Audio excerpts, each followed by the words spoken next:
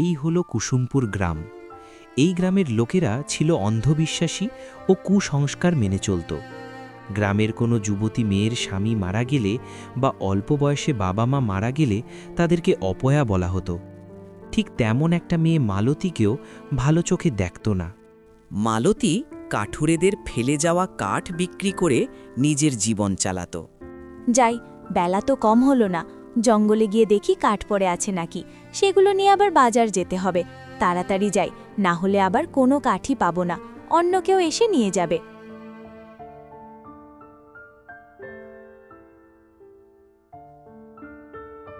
ও মা, আজকে দেখি কাঠুরের ফেলে যাওয়া কোনো কাঠই নাই। তাহলে আমি বাজারে কি নিয়ে যাব? মনে হচ্ছে আজ সারাদিন না খেয়েই থাকতে হবে। ঘরে তো তেমন কিছুই নেই যে খাবো।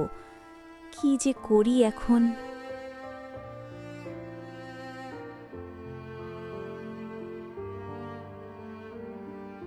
বৌদি, আমাকে কিছু খেতে দেও না, আমার খুব খিদে পেয়েছে। কাল থেকে কিছুই খাইনি, যা আছে তাতেই হবে। আমি কি তোর জন্য রান্না করে রেখেছি যে তো খেতে দেব? অপয়া একটা। বাবা মা সবাইকে খেয়ে বসে আছে, এখন এসেছে খাবার চাইতে। তোর মুখ দেখাও তাপ, যা এখান থেকে। আমি দুদিন হলো না খেয়ে আছি, শরীর যে আর চলছে না। দাও না বৌদি কিছু খেতে। না, কখনোই না। দরকার হয় এসব খাবার ফেলে দেব, তাও তোর মতো মুখপুরীকে দেব না, অনামুখী একটা।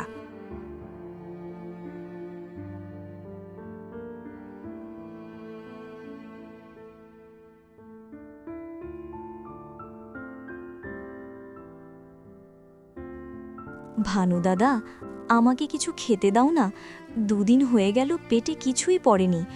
আমি বরং তোমার দোকানের চায়ের কাপগুলো ধুয়ে দিই। আমি কি পাগল হয়েছি তোকে খেতে দিয়ে আমার দোকানে অলক্ষ্মী ডেকে নিয়ে আসি, তারপর বউ ছেলে মেয়েকে নিয়ে না খেয়ে মরি? ও সব চলবে না এখানে।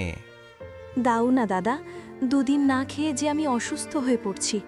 অল্প কিছু খেতে দাও, বিনিময়ে যা বলবে আমি তাই করে দেব দাদা। তুই হলো অলক্ষ্মী, তোর মুখ দেখাও পাপ। দেখিস না গ্রামের সবাই তোকে এড়িয়ে চলে, কেউ তোকে ভালো চোখে দেখে না। এখন তোকে যদি আমি খেতে দেই তাহলে আমাকে গ্রামের মানুষ গ্রাম থেকে বের করে দেবে। এখন যা এখান থেকে, আর বিরক্ত করিস না। কারু কাছেই তো কোনো খাবার পেলাম না, বসে থেকে লাভ হবে না। যাই, গিয়ে দেখি আজ কিছু কাঠ পাই নাকি।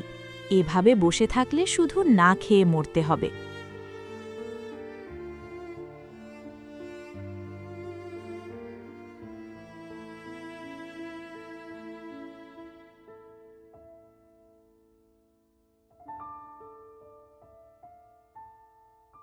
আরে, তুমি কে মা?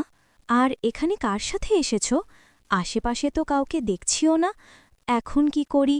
ওকে যদি এখানে রেখে যাই তাহলে তো বিপদেও পড়তে পারে। আমি বরং ওকে আমার সাথেই নিয়ে যাই।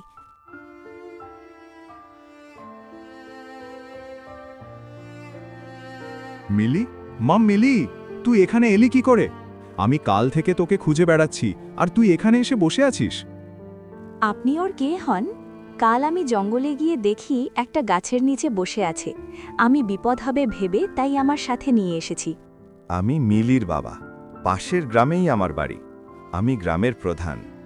কাল মিলি ওর মাকে খুঁজতে খুঁজতে আমার সাথে রাগ করে এই জঙ্গলে চলে এসেছে।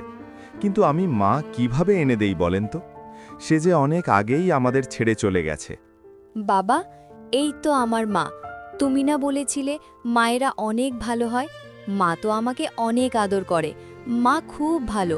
বাবা, তুমি মাকে নিয়ে চলো। যাবেন আমাদের সাথে মিলির মা হয়ে? আপনাকে দেখে মনে হচ্ছে আপনার কেউ নেই, তাহলে চলুন না আমার সাথে। আমি কিভাবে যাই?